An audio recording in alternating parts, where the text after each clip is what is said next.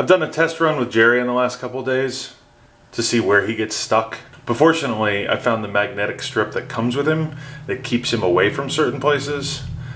So I'm hoping that when he does his full official clean today, everything's gonna be okay. Okay, Jerry, bye-bye. Don't get stuck today, okay? You take care of yourself.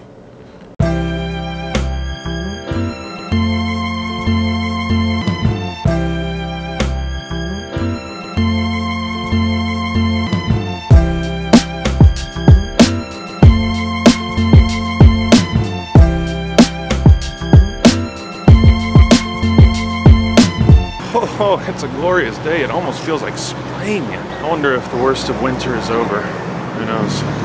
So, what am I gonna do on a day like today? Go inside and have a conference call, of course. What else? 1 hour later. It's been a few weeks, but I gotta get back on the horn of making my weekly video for work. So, let's make the weekly video.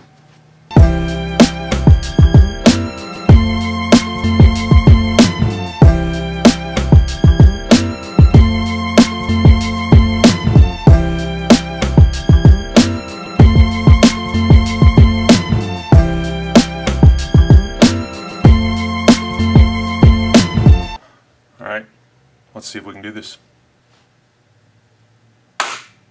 Took Peter, James, and John up on a mountain to pray.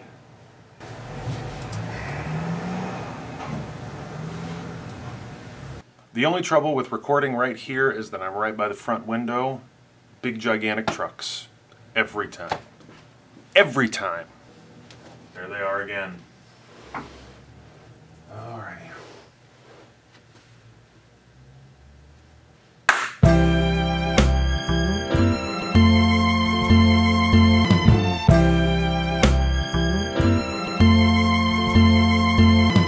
Done. Done, done, done, done, done. That took me longer than normal because it's been several weeks since I've done that. So, a little embarrassed. But if you want to watch it, as always, I'll put a link, but you could click right here. Click it. Click. Click, click, click.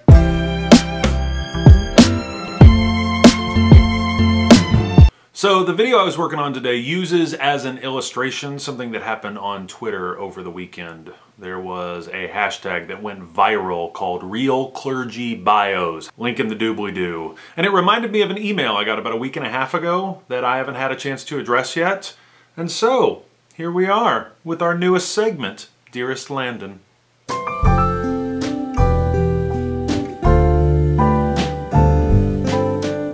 Here's an email from somebody called Stanley. It's not their real name. I just made it up because I have no interest in getting anybody in trouble because that wouldn't be cool. Dearest Landon, my name is Stanley and I'm in my first job. Way to go, Stanley. We met several years ago. We did. I remember this person. We did meet. Thanks for your hard work on these vlogs. I've watched them from the beginning. I've really enjoyed them. You're very kind, Stanley. I enjoy working on them, and I'm glad that they're, I don't know, meeting a need. That sounds weird. I serve with a head of staff. That's churchy language for boss. I serve with a head of staff who has repeatedly told me 60 hours a week is just the life we choose. Oh my God. And my boss has created a church culture where that is expected. I am not into that. My wife is not into that. My soon-to-be firstborn child is not into that. Congratulations, Stanley. That's fantastic.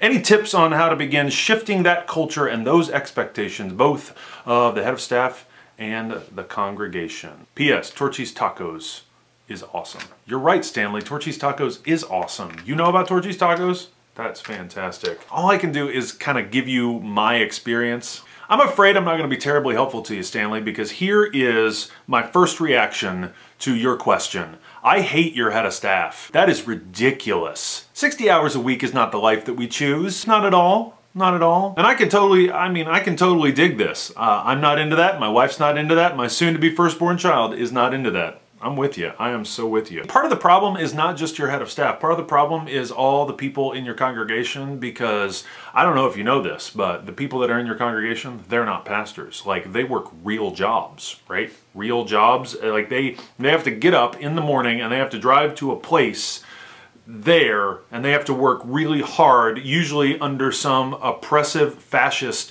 dictator of a middle manager, and their life sucks and they hate it, and then they come home And so when they go to church, they want to see their pastors working just as hard as they do. And it's just awful. And I think that this is part of the reason why we pastory people need to start talking about Sabbath a lot. Like a lot. If you have not totally stopped watching my videos since I haven't answered your question in a week and a half, you will notice that in the last 5 days, I made 2 videos that were basically not my day. Right? There was one of that really killer sunset, and let's be honest, that was a killer sunset, and we needed to see that. And then the one that I put up yesterday, like I scheduled a day off and my staff sent me home. And so I was like, screw it, I'm not making a video today. I'm actually gonna take a day off. Okay, so I'm gonna get in a lot of trouble here because I think this is a generational thing. I think that this is a certain thing of a certain generation of pastory type of people, and they understand themselves as like corporatized CEO people, and they want you working. Like I've got a friend, and she had a boss like this, a head of staff like this. I hate that guy. Ugh. Okay, let me try to be helpful, because I mean, really, honestly, the most helpful thing that I can say, like, this is your first job. This is the first church that you've been a part of. Honest to God, it's easier to get a job when you have a job, so go find another job. I mean, no lie. No lie, life's too short for shit like this. And I want to be very clear, like there's stuff that we have to do that we don't want to do. Like for instance, here's my book of tasks, right? And there are things in this book that I don't like doing, but I have to do them. I have to do them because that's just part of the job. But I don't think that's what we're talking about here. 60 hours a week, that's ridiculous. Not to mention the fact that people cannot be productive. Like, what is your head of staff wanting you to do for 60 hours a week? Okay, so trying to be helpful. I would encourage you to buy The 4-Hour Workweek by Tim Ferriss. You're gonna laugh. People will laugh. And I'm gonna put a link to the book down in the doobly-doo. This book saved my life. And so I found myself in this position several years ago. I was a pastor working in a congregation.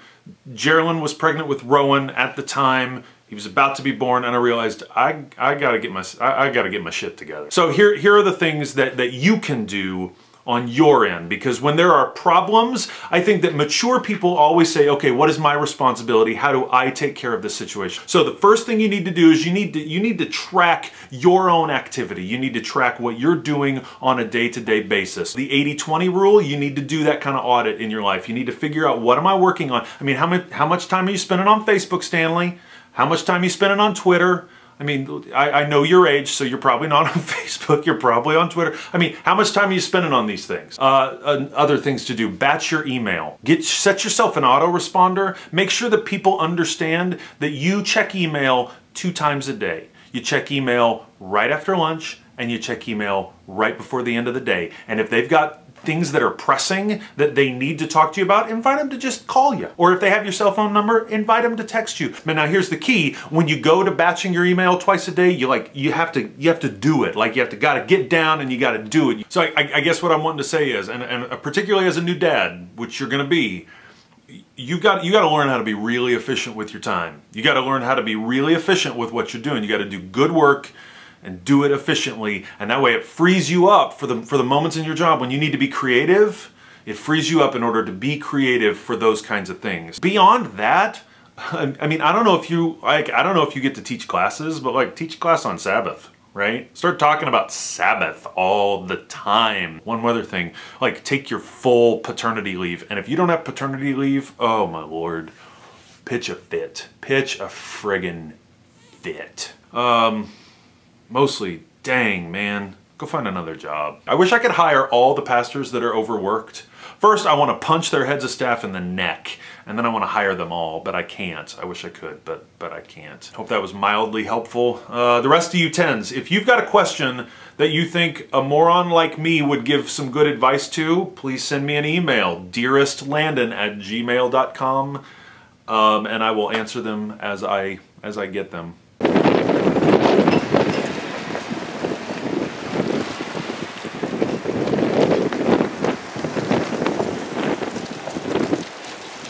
Welcome to the Midwest.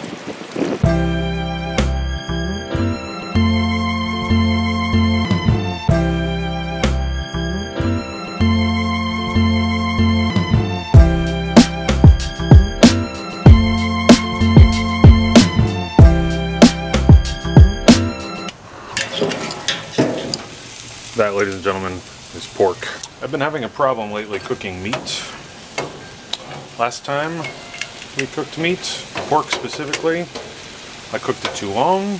This time, I cooked it not long enough. And it was, people are like, oh, I need you to put this back on the grill. So this is the second time I've been on the grill tonight. A little frustrated.